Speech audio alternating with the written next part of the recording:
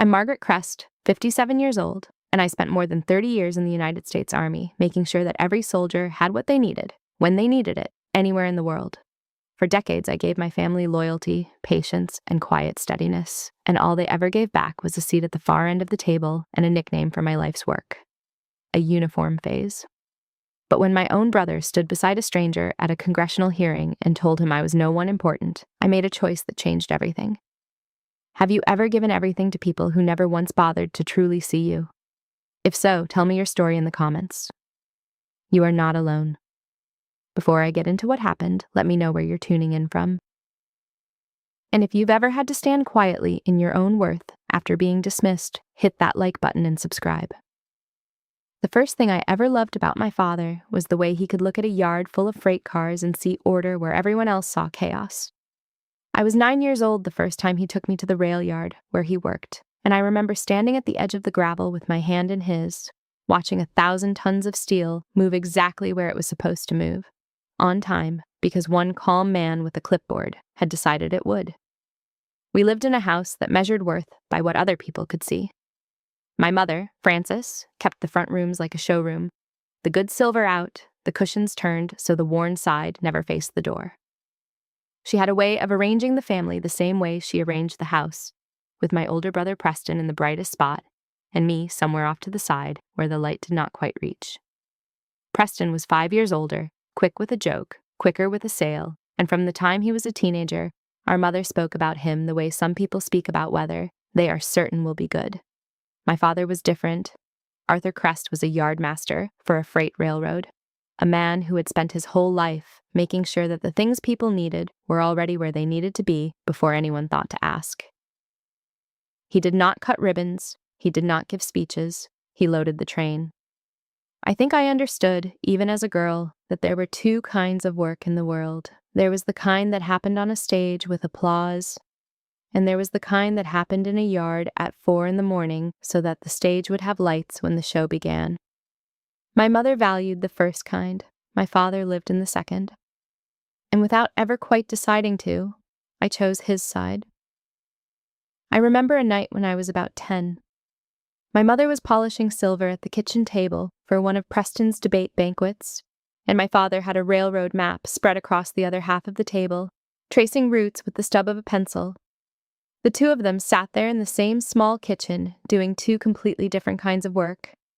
And I sat between them, watching, trying to figure out which one I was supposed to want to be. "Anybody can cut a ribbon, Meg," my father said, not looking up from his map. "The trick is making sure the train is already loaded when they do." He said things like that all the time, plain and a little dry, and most of them I did not fully understand until I was much older. But that one I kept. I have carried it through every assignment, every deployment, every promotion for more than 30 years. Anybody can cut a ribbon. The trick is making sure the train is already loaded. Preston went a different way.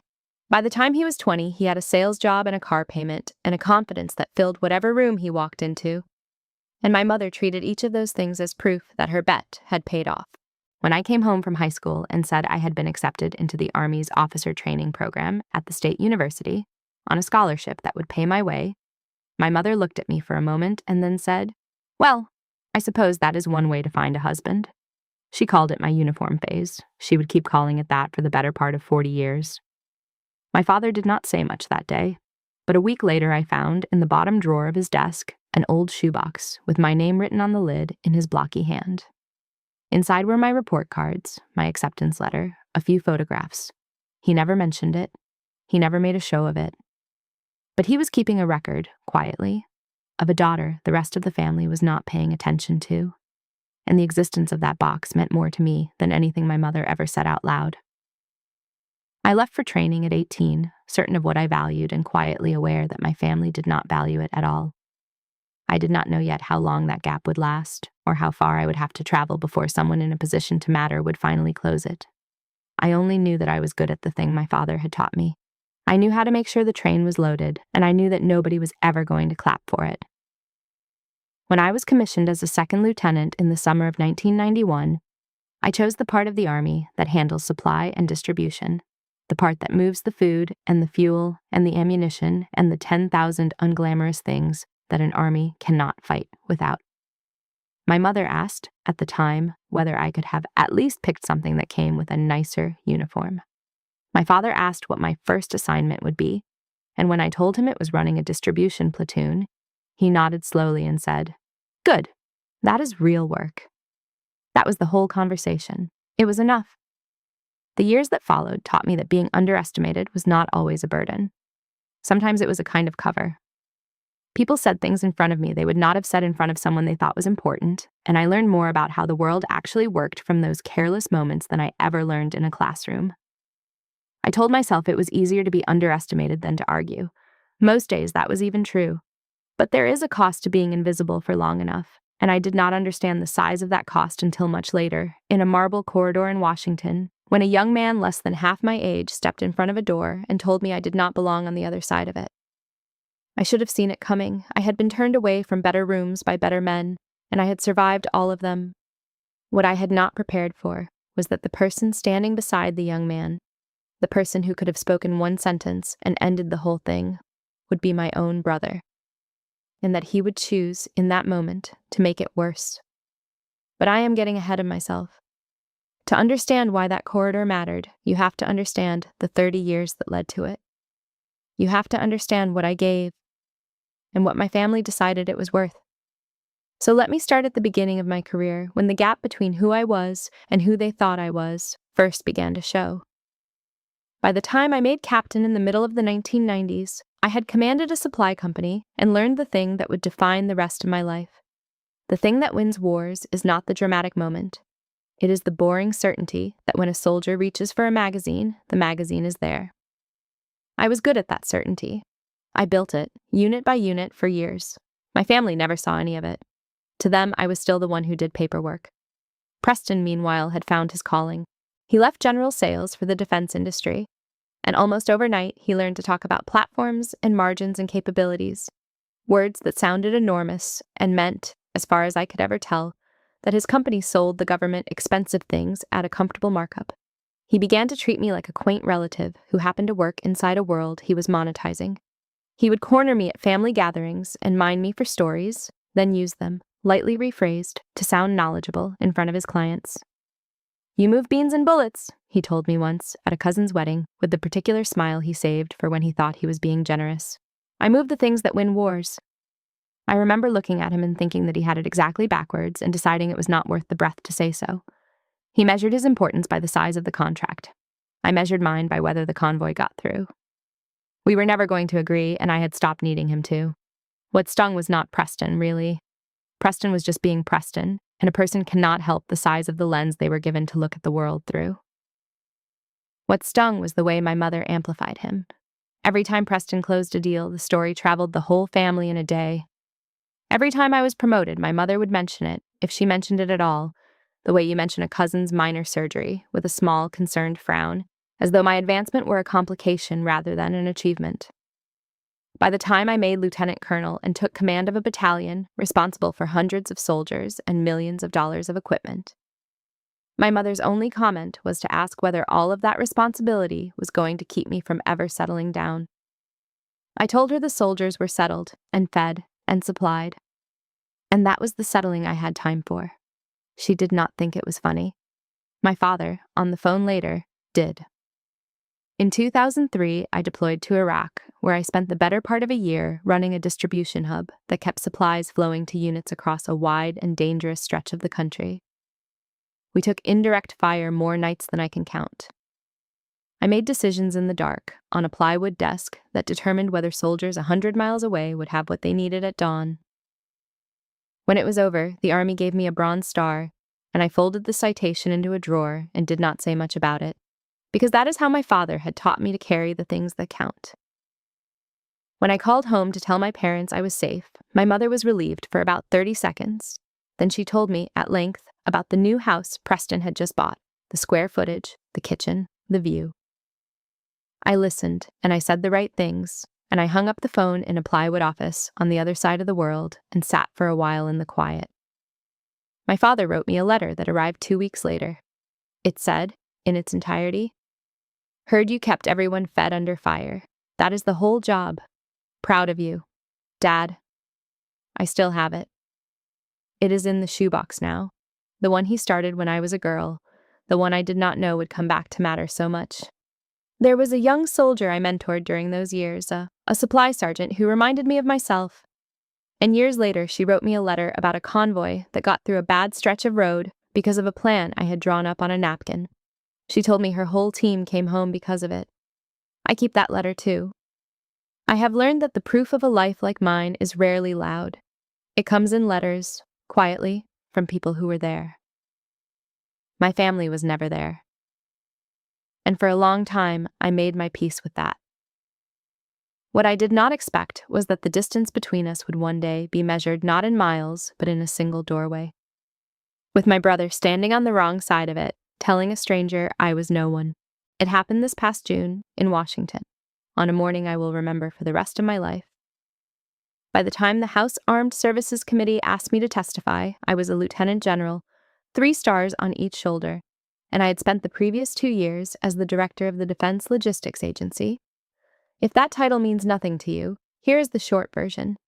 I was the person responsible for making sure that every branch of the United States military had what it needed, when it needed it, anywhere in the world.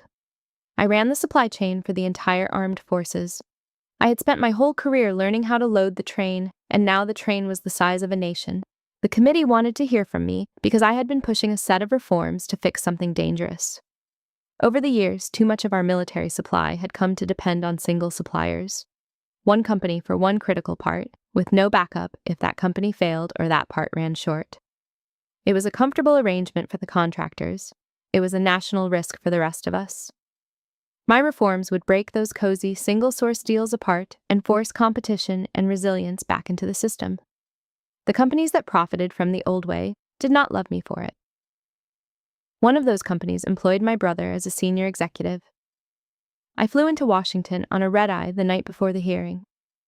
My aide was supposed to meet me with my uniform, but his flight was delayed, and so I came straight to the Rayburn building that morning in the plain charcoal suit I had traveled in, my notes in a leather portfolio under my arm. I was early. I am always early. My father taught me that being early is just respect you can measure. The hearing room was at the end of a wide marble corridor, and the corridor was marked for members of Congress, witnesses, and official staff. A young Marine in service uniform stood near the entrance, part of the escort detail that managed the flow of people in and out. He was young, maybe 24, with the squared-away sharpness of someone who took his post seriously, and as I approached, he stepped neatly into my path. "Officials only, ma'am," he said. "Public seating is down the hall to your left." "I'm a witness," I said. "I'm scheduled to testify this morning." He looked at me, at the travel suit, at the woman with no entourage and no obvious importance, and I watched him decide that I was a confused member of the public who had wandered into the wrong corridor. It was an honest mistake. He was doing exactly what he had been posted to do, which was to keep people who did not belong from getting where they were going. "I'm sure that's the case, ma'am, but I'll need to see credentials, and the witness check-in is actually around the other side," he said, in the patient voice you use for someone you have already decided is lost. I reached into my portfolio for my identification, and that was when my brother walked up. Preston was in his element that morning, working the corridor in a suit that cost more than the young Marine made in a month, shepherding a client toward the room where he intended to argue against everything I was about to say. He saw me stopped at the door, saw the sergeant blocking my path, and I watched him understand the situation in a single glance and decide exactly how he wanted to play it. He could have said, "That's my sister. She's a lieutenant general. She's your witness." He knew who I was. He knew what I was there to do. Instead, he put his hand lightly on his client's shoulder, steered him past me toward the door, and said to the Marine, with a small smile, "Don't worry about her. She's not with anyone important." Then he walked through the door I had been stopped at, and he did not look back. I said nothing. I have been turned away from better rooms by better men, and I was not going to let my brother be the one who finally made it hurt. I stood there in the corridor with my identification half out of my portfolio, and I kept my face still, the way I had learned to keep it still at 100 family dinners, and I waited for the moment to pass, because moments like that always pass if you let them. But this one did not pass the way the others had, because just then, a Marine colonel came around the corner. He was a lieutenant colonel, actually, in his middle 40s, and he was the committee's military liaison, the officer responsible for shepherding senior witnesses to and from the chamber. His name was Aaron Pell, and 15 years earlier in Afghanistan, he had been a captain on a joint logistics cell that reported to me. I had not seen him in a decade. He saw me from 20 feet away, and he stopped walking. For a moment, his face did something complicated, recognition and disbelief, and then a kind of alarm, and then he crossed the corridor in 4 quick strides and came to attention so sharply that the young sergeant flinched. "General Crest," he said. "Ma'am, the chairman's been holding the hearing for you." I have thought about that sentence many times since. The chairman had been holding the hearing for me. The most important person in that building was waiting on the woman my brother had just called no one. The young sergeant's face drained of color. I watched him replay the last 90 seconds in his head. The travel suit, the patient voice, the officials only, and arrive at the understanding that he had just blocked a 3-star general and the morning's lead witness from a hearing that could not begin without her. He looked in that instant like a man who was certain his career had ended in a marble hallway. "Ma'am, I didn't," he started. "It's all right, Sergeant," I said. And I meant it. But there was no time to say more, because Lieutenant Colonel Pell had already taken my portfolio, the way a good aide does without being asked, and was holding the door for a woman the United States Congress had been waiting on. I walked through it, and as I did, I caught one last glimpse of my brother's face. On the far side of the room, his easy smile finally failing as he watched a Marine colonel carry his sister's notes to the witness table at the center of the most important room in the building. They walked me to a small anteroom off the main chamber, the kind of plain wood-paneled space where witnesses wait to be called, and for a few minutes I had the room mostly to myself. I set my portfolio on the table, poured a glass of water from a pitcher that had been sitting out a little too long, and let my heart rate come back down to where I keep it. I was not as calm inside as I had been in the corridor. I want to be honest about that. Out there I had been still, because stillness was the professional thing, but sitting alone with my glass of water, I felt the old, familiar ache that I had spent a lifetime learning to ignore. It was the ache of being the one nobody claps for, and it had just been handed to me, fresh, by my own brother, in front of a stranger, on the most important morning of my professional life. The door opened, and Ramona Vega came in. Ramona is a retired Army colonel, and she has been my closest friend since we were both lieutenants with bad haircuts and worse apartments more than 30 years ago. She consults for the committee now, and she had been expecting to see me, though not, from the look on her face, to find me sitting alone looking the way I must have looked. "I heard what happened in the hall," she said. She sat down across from me and studied my face the way only an old friend can. "You've got the look you get right before you let someone off easy." "Do I have a look for that?" I said. "You have a whole face for it," she said. "I've watched you make it for 30 years. I told her about the sergeant, the travel suit, the officials only. And then I told her about Preston, about the smile, about... She's not with anyone important. Saying it out loud made it both smaller and worse. Smaller because it was such a petty thing for a grown man to do. Worse because he was my brother, and he had done it on purpose, and we both knew it. Ramona was quiet for a moment. Then she said, "You know that corridor was just your mother's dinner table, right? Different building, same exact seat they always put you in." She was right, and the rightness of it landed in my chest like a stone. For 40 years, my family had been seating me at the far end of the table where the light did not reach. And this morning, a marble hallway in Washington had simply done the same thing with a Marine and a velvet rope. The uniform had changed. The room had changed. The feeling was exactly the same. There was a knock, and Lieutenant Colonel Pell put his head in to tell me it would be about 15 minutes.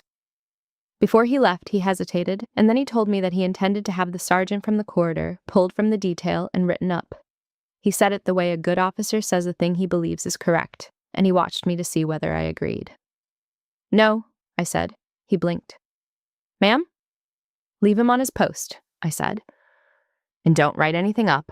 He checked credentials for a corridor he was told to guard. That is the entire job. He did it to a woman in a travel suit with no entourage, and he was polite about it. If we relieved every young Marine who didn't recognize a general out of uniform, we would have no Marines. Pell looked like he wanted to argue, the way you want to argue for someone you are trying to protect, and then he nodded and withdrew. Ramona watched the door close behind him. Most people would burn him down, she said. You could. He'd never know what hit him, and nobody would blame you. Most people weren't raised to be invisible, I said. I know what it does to you.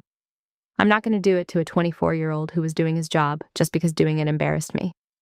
She didn't say anything to that, but she reached across the table and squeezed my hand once, hard, which from Ramona is the same as a speech.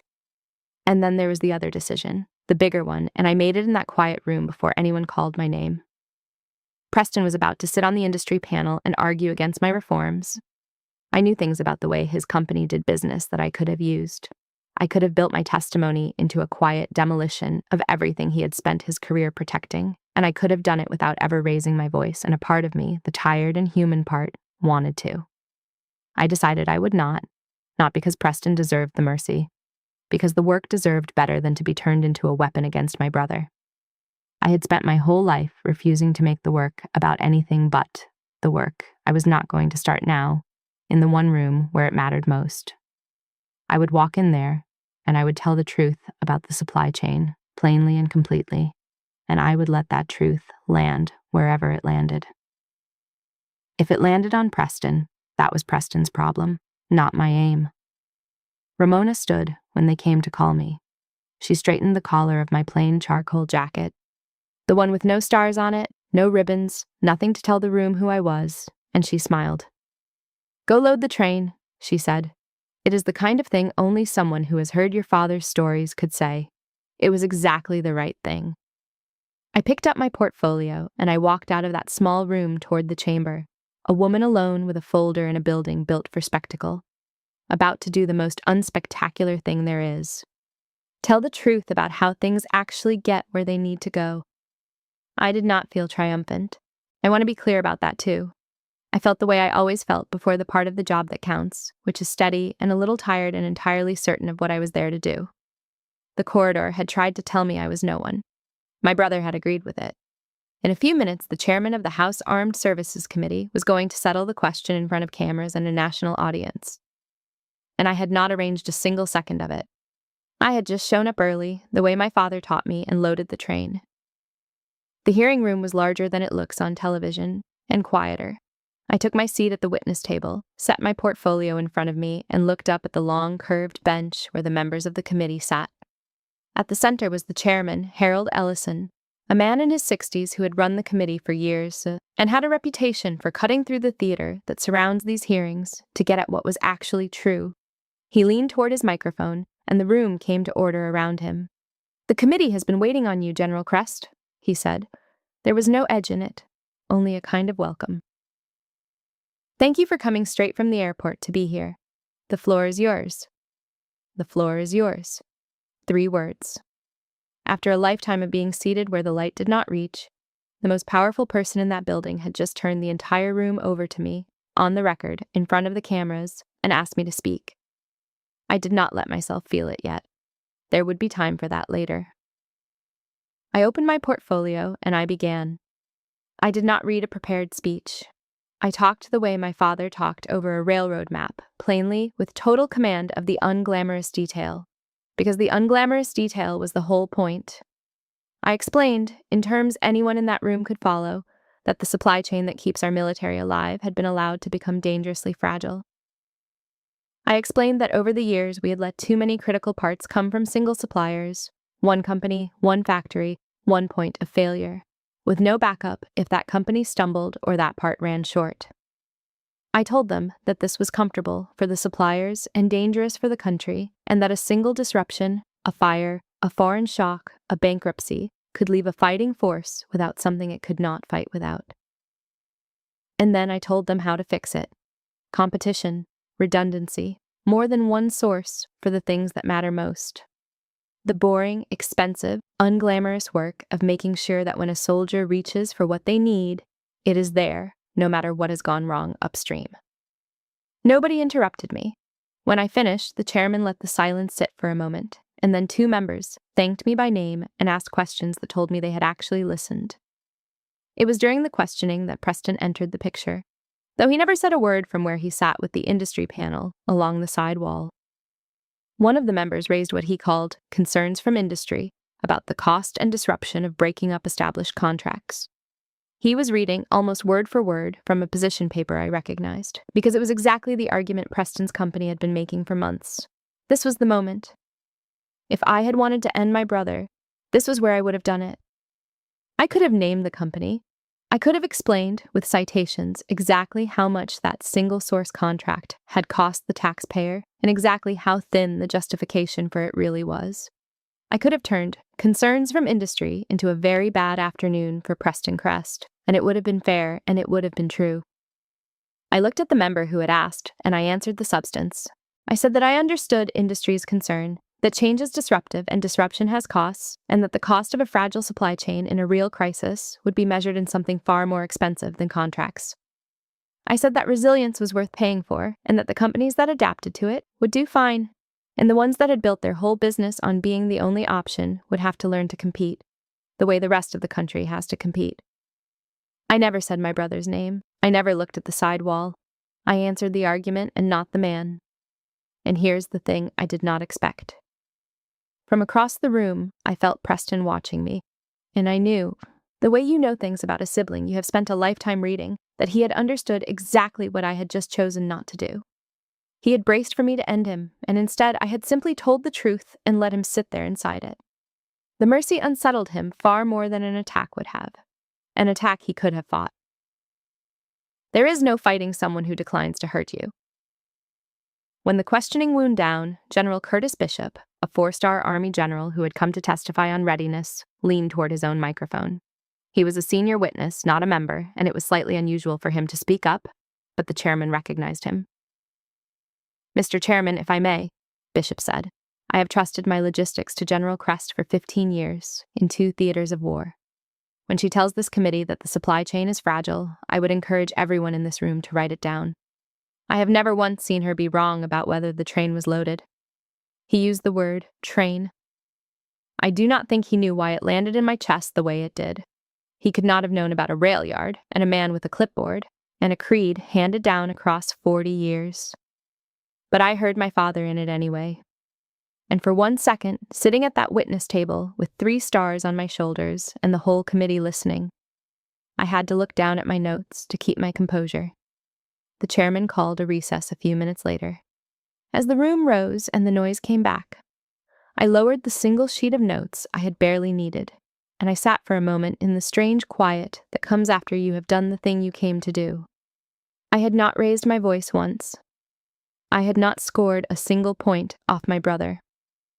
I had simply told the truth, the way my father loaded freight, and the truth had filled the room all on its own. Out along the side wall, Preston was gathering his papers, and for once in his life, he did not look certain of anything.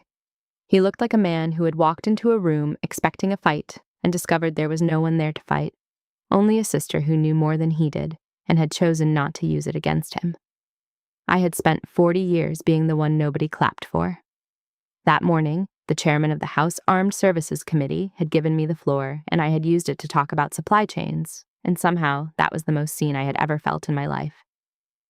The hearing did not change my family overnight. Nothing real ever changes overnight. But it set things in motion, and over the weeks that followed, I watched the consequences move through the crests the way I had spent my career watching supplies move through a system, slowly, then all at once. The first thing that happened was that Preston's company lost a bid. The reforms I had been pushing began to take hold, and one of the sole source contracts his firm had treated as a permanent entitlement went out for real competition for the first time in years. They did not win it. They had never had to actually compete for it before, and it turned out that when they did, they were not the best option, only the most comfortable one. Preston called me. I almost did not answer, but he was my brother, and answering is a kind of discipline too. He was defensive before I even said hello, the way people are when they have come to fight and have not yet realized there is no fight on offer. He talked for a while about how the new process was unfair, how it did not account for institutional knowledge, how disruptive it all was. I let him talk, and then finally he got quiet, and he said the thing he had actually called to say. "You could have buried me in there, Meg, at the hearing. I know you could have. I read the same files you read." He paused. "Why didn't you?" "I didn't need to," I said. "I just told the truth. The truth was enough." He was quiet for a long time after that. I do not think anyone had ever declined to destroy Preston when they had the chance, and he did not know what to do with it. We did not resolve anything on that call, but something shifted. A small thing. The first small thing in 40 years. The second thing that happened surprised me more. I got a message from a number I did not recognize. It was from Ivy, Preston's daughter, my niece, who was 17 and whom I barely knew, because the family had never made much room for the two of us to be in the same place. She had watched the hearing online. She had watched the whole thing, the part where the chairman gave me the floor and the part where the 4-star general told the committee to write down what I said. Her message was careful and a little frightened. She told me she wanted to apply to West Point. She told me she had wanted it for 2 years and had been afraid to say so out loud, because she did not think her father would understand, and because she did not know anyone who had done anything like it. And then she had seen me at that table, and she had realized that she did know someone. She had known me her whole life. She just had never been allowed to see me clearly until a stranger with a gavel made the family look. "You're the only person in this family who would get it," she wrote. "Can I talk to you?" I read that message 4 times. In 40 years, no one in my family had ever chosen my path. No one had ever looked at the life I had built and wanted it for themselves. And now, the next generation, Preston's own daughter, was reaching past her father and her grandmother to ask the one Crest who had worn the uniform how to wear it herself. I wrote back, "Yes, of course, anytime." The third thing that happened was a letter, and it came from the young Marine. Sergeant Wyatt Keller had found out who I was, the way you do, and he had written me a formal apology, the careful, correct, miserable kind of letter a young service member writes when he is certain he has ended his own career. He apologized for blocking me. He apologized for not recognizing me. He told me he understood if I needed to report the incident and that he would accept whatever came. I wrote him back the same day. I told him there would be no report, that I had specifically asked that none be filed, and that he should put the entire incident out of his mind as a professional matter. And then I told him the thing I actually wanted him to keep. "You checked credentials for a corridor you were posted to guard," I wrote. "That is exactly your job, and you did it well, and you were polite to a stranger you had every reason to turn away. Do not learn the wrong lesson from this. The lesson is not that you should have recognized me. The lesson is that you can never tell, just by looking, who in a hallway is important and who is not. So treat all of them the way you would have treated me if you had known. That is not a rule about generals. It is a rule about people." I do not know what I expected him to do with that, but I sent it because someone had once let me off easy when I was young and invisible, and it had mattered more than they ever knew. And the last thing that happened in those weeks was my mother. Frances was 84 years old, and a friend of hers had seen the hearing clip somewhere online and recognized the family name and sent it to her. So my mother, who had spent 40 years calling my career a uniform phase, sat in her living room and watched a video of the chairman of the House Armed Services Committee waiting on her daughter and a 4-star general telling the country to write down what her daughter said. She did not call me. That was not her way, and I did not expect it. But I heard, through Preston, that she had watched it more than once. And I understood that somewhere in that living room, my mother was being made to hold 2 pictures of me at the same time, the one she had carried for 40 years and the one the whole country had just seen, and that she did not yet know how to make them into the same person. I did not rush her. I had waited 40 years. I could wait a little longer for my mother to catch up to a daughter she had never bothered to look at. Ramona called me in the middle of all of it, just to check, the way she had been checking on me since we were lieutenants. I told her about Ivy's message, about Preston losing the bid, about the letter to the young Marine, and she was quiet for a moment, and then she said the thing that only an old friend can get away with saying. She told me that the corridor had been the best thing to happen to me in years because it had finally dragged into the daylight, a fight that my family had spent 4 decades having in whispers. She said that they had been forced to watch a stranger do to me, out loud, what they had been doing to me quietly my whole life, and that they did not like how it looked from the outside. I had not thought of it that way. But she was right, the way Ramona is usually right. Sometimes the only way a family will see the shape of the thing they have been doing is to watch a stranger do it to your face. I watched all of it from a distance, the way my father watched a yard full of freight. neither gloating over the cars that had finally arrived, nor running down to push the ones that had not. Some things you cannot force. You can only load them correctly and let them move. Repair, when it finally came, did not arrive as an apology. In my experience, it almost never does. It arrived as a question. Preston drove down to see me a few weeks later. He came alone, without a client to impress or a point to make. And he stood in my doorway, looking older than I had ever let myself notice. And for a while we just talked about nothing. The careful nothing of two people who do not have much practice being honest with each other. And then, instead of defending himself, instead of relitigating the hearing or the contract or the corridor, he asked me about his daughter. "Ivy wants to go to West Point," he said. "She told me. She also told me she's already talked to you." He said it without accusation, which from Preston was its own small miracle. "I don't know how to help her with this. I don't know anything about this world. You do." He looked at me. "Will you talk to her? Really talk to her? Tell her what it's actually like?" It was the first time in my entire life that my brother had treated my career as something worth having. Not a uniform phase, not beans and bullets. Something real, something with knowledge in it that his money could not buy, something he needed from me for the sake of his own child. "I'll talk to her," I said. Not because of the hearing, not because of any of that.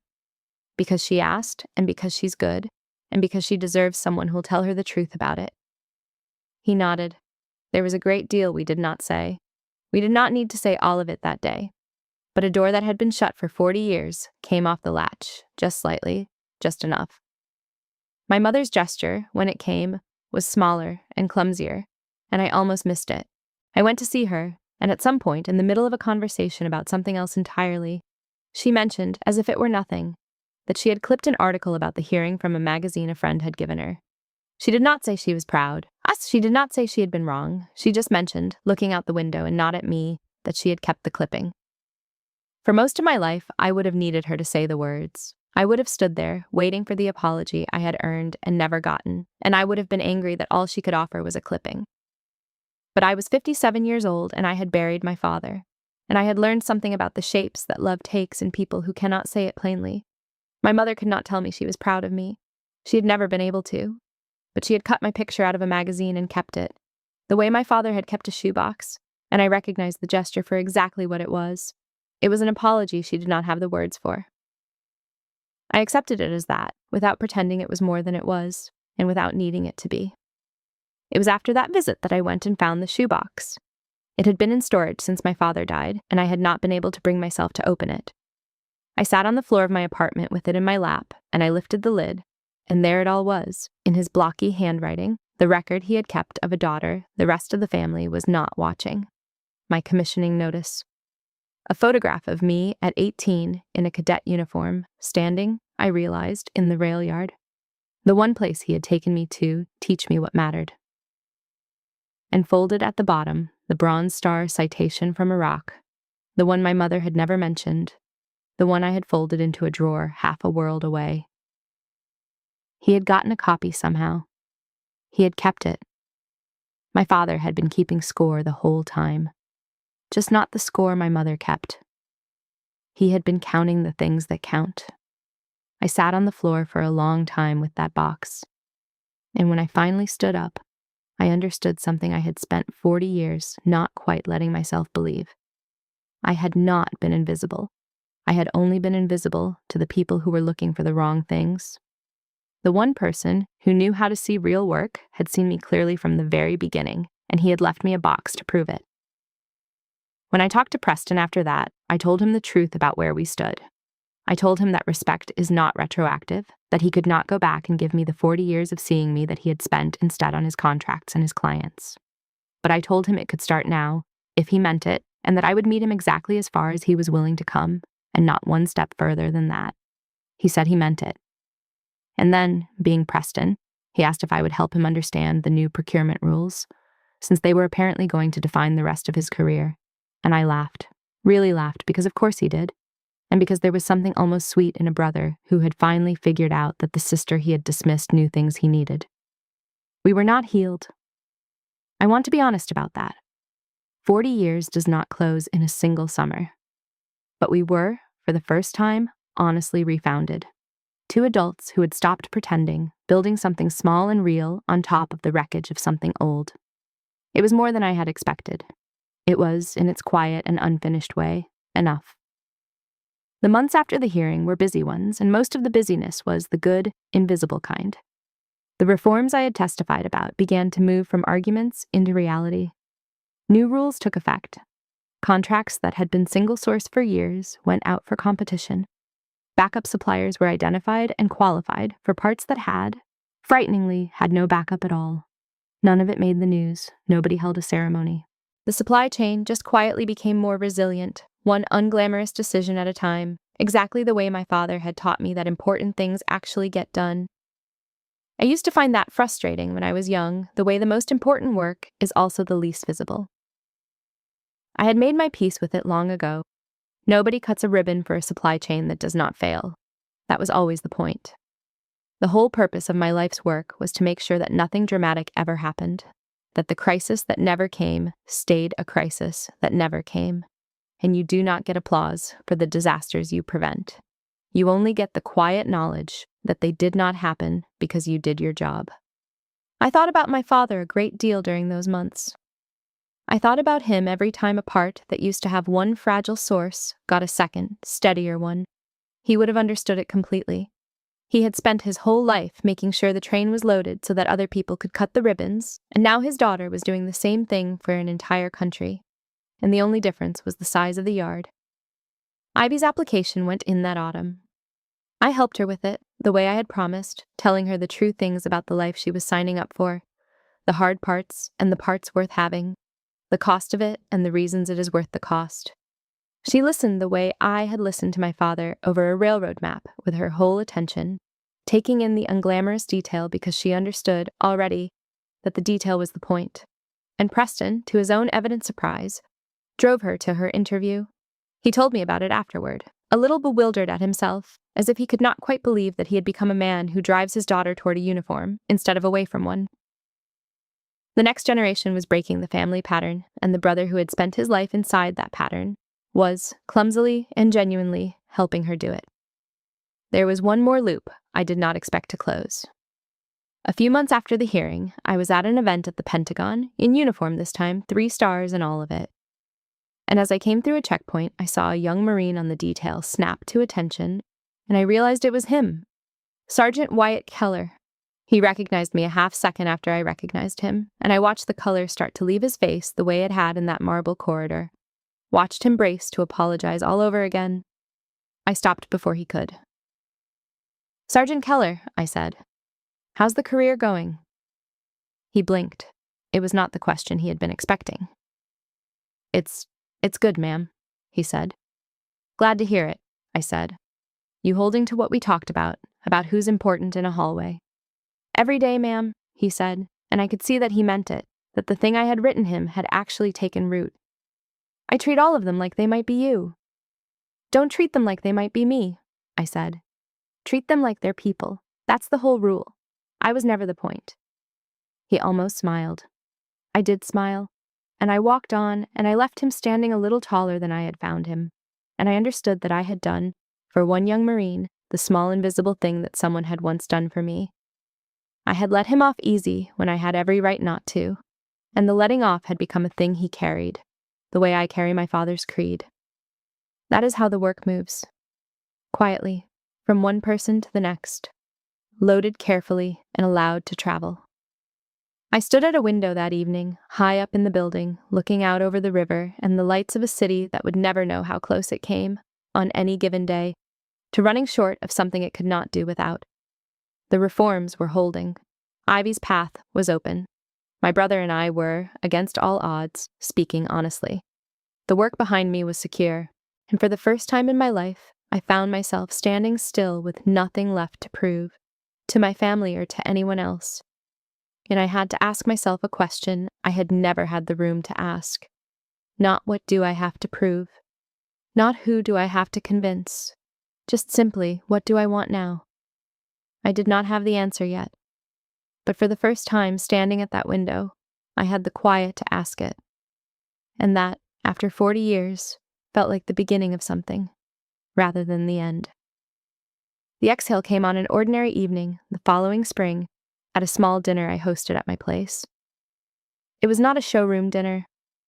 My mother would not have approved of the table, which had mismatched chairs, and no good silver, and a centerpiece that was just a jar of flowers from the corner market. It was the kind of dinner my father would have liked. Plain, real, and full of the people who had finally decided to see each other. Preston came, and he brought Ivy, and to my genuine surprise, he brought our mother. Frances was 85 now and moved more slowly than she used to. And when she came through my door, she looked around at my modest apartment with the old reflex of a woman who measured rooms for a living. But then she stopped, and she did something she had never done in my presence in 57 years. She took my hand, and she held it for a moment, and she did not say anything clever or comparative or about Preston. She just held it. In her other hand, she had a small, folded square of paper. It was the clipping. She had brought the clipping of the hearing, and at some point in the evening, she set it on my kitchen counter, smoothing it flat, and left it there, and neither of us said a word about it. It stayed there for the rest of the night, my picture, cut from a magazine by a woman who had spent 40 years unable to see me, finally set down in my own kitchen, like an offering she did not have the words to explain. I let it be exactly that. I had stopped needing her to find the words. Ivy had news, and she could barely hold it in through the meal. Her appointment to West Point had come through. She was going, the first crest in 2 generations to put on the uniform, and she had done it not in spite of the family, but in a strange and roundabout way, because the family had finally let her see what the uniform could mean. We celebrated her. That was the thing that undid me a little, if I am honest. For my entire life, the word uniform had been said in my family with a small twist of irony, a thing to be tolerated, a phase, a joke. And here we all were, around a plain table with a jar of flowers, celebrating a young woman who was about to wear one, and there was no irony in it anywhere. My mother lifted her glass, and her voice shook, and she said, "We are so proud of you, Ivy." And then she looked at me, just for a second, and she added quietly, "We always should have been better at saying that." It was not quite an apology. It was as close as Frances Crest was ever going to come, and I found, to my own surprise, that it was close enough. I had buried my father and made my peace with my brother, and let a young Marine off easy in a marble hallway. And somewhere in all of that, I had stopped keeping the score my mother kept. I did not need her to balance 40 years that night. I only needed her to mean those few shaking words, and she did. After dinner, I took Ivy aside, and I gave her the one thing I had been saving. It was my father's pocket watch, the one he had carried in the rail yard, a plain old thing worn smooth by a working man's hand. I put it in her palm and closed her fingers around it, and I told her the story of a 9-year-old girl standing at the edge of the gravel, watching 1,000 tons of steel move exactly where it was supposed to go, because one calm man with a clipboard had made sure of it. "He told me something once," I said. "He said anybody can cut a ribbon. The trick is making sure the train is already loaded when they do." I held her gaze. "You are about to enter a world that hands out a lot of ribbons, Ivy. Medals, ranks, ceremonies, applause. Some of it you will earn, and some of it you will watch other people get for work you did. None of it is the point. The point is the train. Make sure it is loaded. Be the one who makes sure. Most people will never see that work, and the ones who matter always will." She held that watch like it was made of glass. I think she understood. I think someday, on some plywood desk on the other side of the world, she is going to understand it all the way down. So that is the whole story. A young Marine blocked me at a door and told me I was no one. My own brother stood beside him and agreed. And then a colonel snapped to attention, and a chairman gave me the floor, and the truth I had spent 40 years quietly carrying filled a room all on its own, without my ever having to raise my voice or strike a single blow. I never punished the young Marine. I never buried my brother when I had the chance. I did not get my dignity back by taking anyone else's. The truth kept its own schedule, the way it always does, and when it finally arrived, it did not need my help to land. I want to say one thing to you before I go, because I suspect some of you needed to hear this story for a reason. If you are the one nobody claps for, the one doing the work that holds everything up while other people stand in the bright spot and take the bows, hear me. You are not invisible. You are only invisible to people who are looking for the wrong things. Somewhere there is someone who knows how to see real work, and they see you clearly. And even if you have not met them yet, even if the only one who ever saw you is already gone, the seeing was real, and it counts. You do not need the room to recognize you in order to be exactly who you are. You do not need the door to open, or the brother to admit it, or the mother to find the words. Do the work that matters. Load the train. Be early, because being early is just respect you can measure. And let the truth keep its own schedule. It will arrive. It always does. And when it does, you will already be standing exactly where you have always been, doing exactly what you always knew was worth doing, with nothing left to prove to anyone at all. That is the best kind of revenge there is. It is not revenge at all. It is peace. Thank you for being here with me and for listening to the whole of it.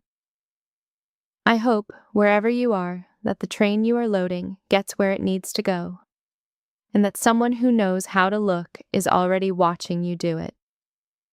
That's my story.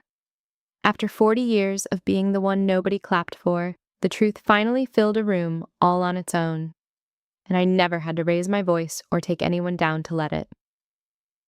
If you've ever been the person doing the work that holds everything up while someone else takes the bow, I would really love to hear from you. Was there a moment the truth about you finally surfaced? Did your family ever catch up to who you actually are? And if you had been standing in that corridor, could you have let the young Marine off as easy as I did? Tell me in the comments, because I read every one of them, and if this story meant something to you, hit subscribe and stay a while.